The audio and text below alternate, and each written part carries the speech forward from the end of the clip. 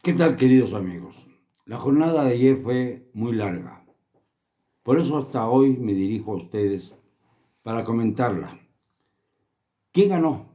¿Morena o la oposición?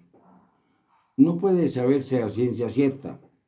Lo que sí sabemos es que esos 30 millones de votos de 2018 se diluyeron bastante y que no tiene ya Morena la aprobación que logró con la figura de AMLO en ese año que fue fatídico por el fin del peñismo y por el principio de una cuarta tragedia nacional.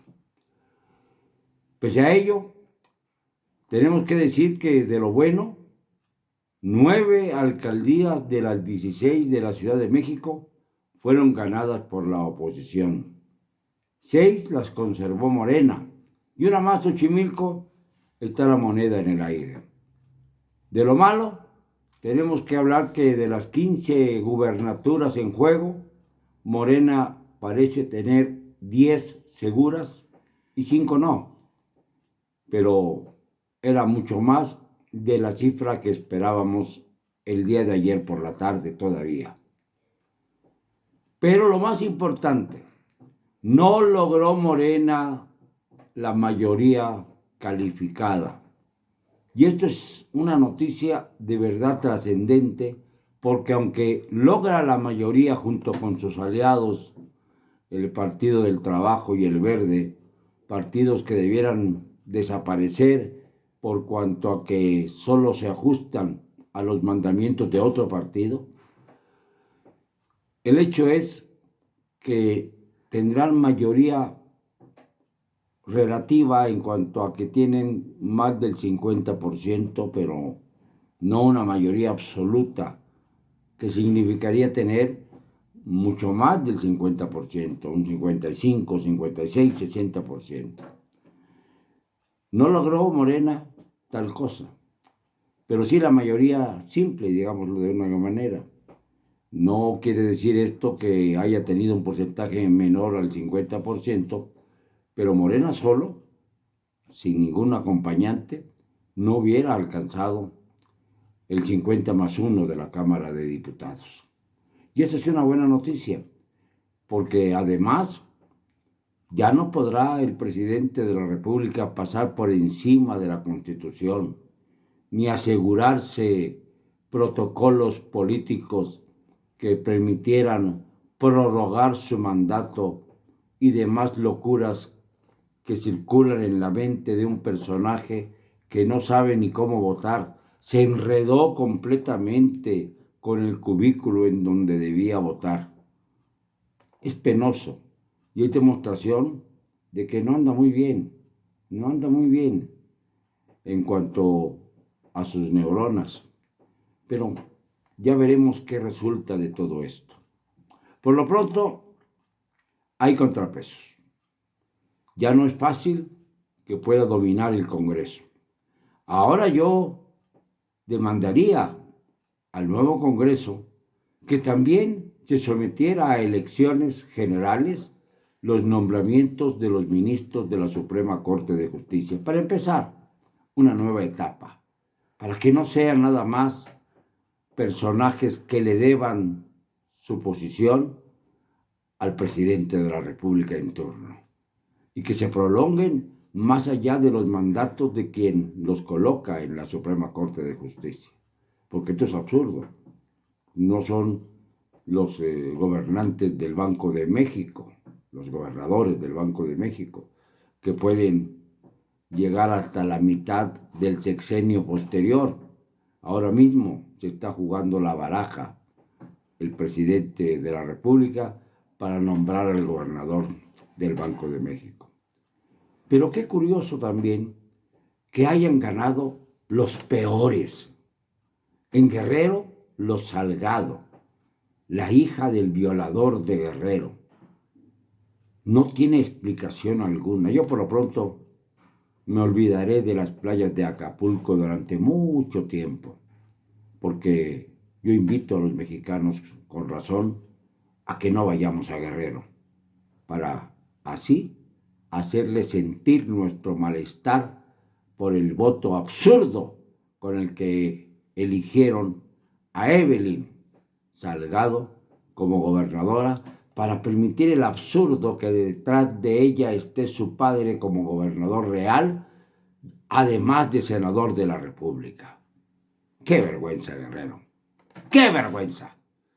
Y si nos vamos a Zacatecas, ahí cantó su victoria nada menos que el nalgueador, el señor David Monreal, muy parecido a su hermano Ricardo, quien ya fue gobernador de Zacatecas y quien defendió al PRI de una manera verdaderamente cavernaria durante la hegemonía priista, hasta que el PRI no le quiso dar candidatura y se pasó a la izquierda, al PRD, partido que lo cobijó para que fuera gobernador de su entidad.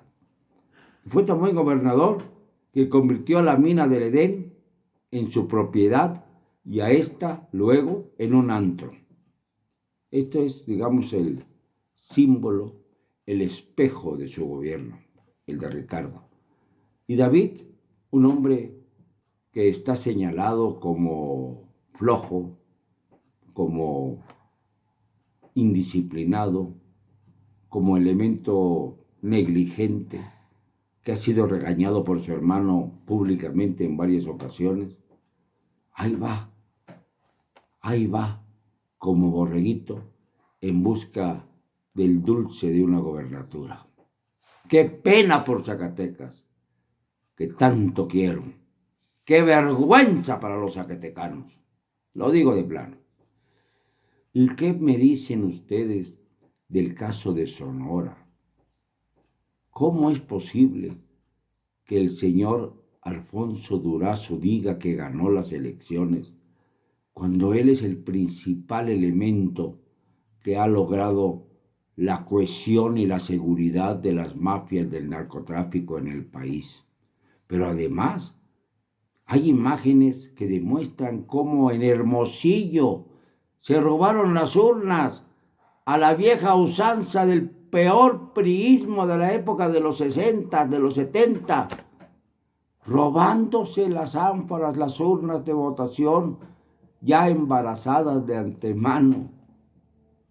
Allí sí tiene que intervenir el Instituto Nacional Electoral, porque hay evidencias muy claras que fueron, desde luego, señaladas por los observadores. 19,000 hubo en toda la República, yo fui uno de ellos, y debe impugnarse la votación en Sonora de una manera clarísima, porque no puede ser que lleguemos a la vileza de las antiguas dictaduras en México, de robar ánforas, de robar urnas en la cara misma de los electores. Y podemos seguir el repaso. Qué triste es que hayan ganado, sí, los peores. Que Laida Sansores sea observada por el dirigente de Morena, Mario Delgado, un pillastre de 7 suelas, diciéndole: en Campeche ganó nuestra querida Laida, cuando todavía no se resuelve esa elección. Y para colmo, tenemos que en el caso de Laida, ganó en la delegación Álvaro Obregón, antes delegación, ahora alcaldía Álvaro Obregón, que ella encabezó, Lía Limón, quien fue la que denunció a esta señora Laida por sus corruptelas durante su paso por la alcaldía. Entonces, si llegase el caso de que le dieran el triunfo a esta mujer, tendría que vérselas con la justicia, porque seguramente Lía Limón interpondrá los recursos necesarios para procesarla y llevarla a donde debe estar, a la cárcel. Una noticia buena: como nunca en la historia de este país, habrá varias mujeres que gobiernen en nuestro país. En Baja California, por ejemplo, una morenista. Es morenista, pero pues algún defecto tenía que tener, porque guapa sí que es. Alcanzó la victoria. En Chihuahua, Maru Campos. En Nayarit, también no, en Nayarit, no, perdón, en Colima, Indira Vizcaíno logró la victoria. Y en muchas otras partes del país hay alcaldesas que ganaron con distintos partidos políticos. En el caso de Chihuahua por el PAN, en el caso de Baja California por Morena, en el caso de Colima, que por cierto va a vivir su primera alternancia por Morena también, pero va a haber muchas mujeres en el país. En Tlaxcala también, aunque en Tlaxcala desgraciadamente ganó Lorena Cuellar, que es un personaje también siniestro, ligada a los superdelegados con los que se iba de luna de miel constantemente. Y gracias a ello pudo despilfarrar el dinero que le correspondía al estado de Tlaxcala, uno de los más pobres de la República. ¿Qué más podemos decir?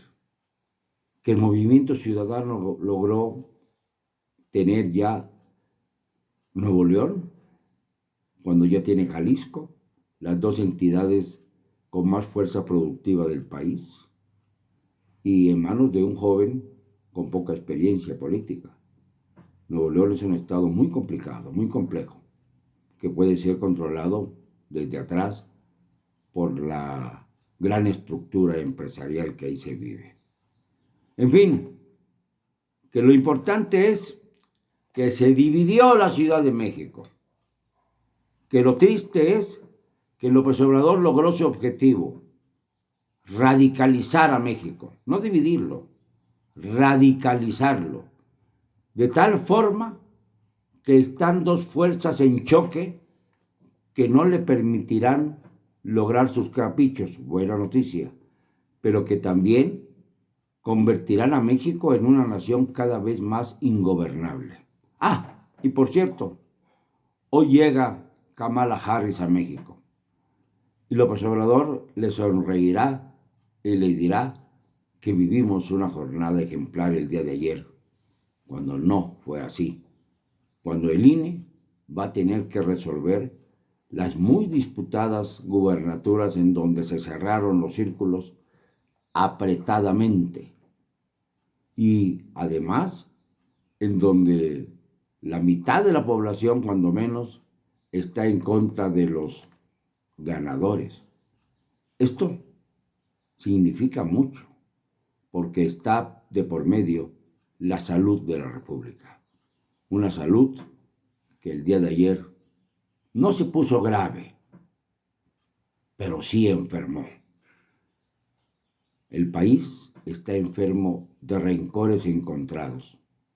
Está enfermo de simuladores, como en el caso de Michoacán, en donde se le da el triunfo al señor Ramírez Bedoya para que le entregue la gobernatura al que fue descalificado por el INE, Raúl Morón, o como también en Guerrero. México está bajo el modelo López Obradorista todavía, pero por lo menos el modelo está en cama, con algo peor que el coronavirus. Lo siento, no me van a callar. Y lo digo con cero cobardía.